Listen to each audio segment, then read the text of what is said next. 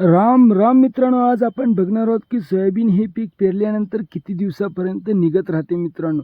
आता आपण ही माहिती कशासाठी घेत आहोत मित्रांनो, तर आता काय होत आहे मित्रांनो, यावर्षी बरेच बियाणे फेल निघत आहे मित्रांनो. त्याच्यामुळे आता बरेच जणाला दुमार पेरणीची वेळ आलेली आहे मित्रांनो. ही वेळ कोणावरही येऊ नये मित्रांनो, कारण हे एक शेतकऱ्यावर फार मोठं संकट आलेलं असते मित्रांनो. आपण एक शेतकरी आहोत, समजू शकतो मित्रांनो, म्हणून सांगतो. जर आता आपल्या सोयाबीन जर निघत नसेल तर जास्तीत जास्त आपण किती दिवस वाट बघितली पाहिजे, आज आपण ते बघणार आहोत मित्रांनो. जर आपलं सोयाबीन जास्तच खोलीवर गेलं असेल तर मित्रांनो ते 8, 9, 10 दिवसापर्यंत निघू शकते मित्रांनो.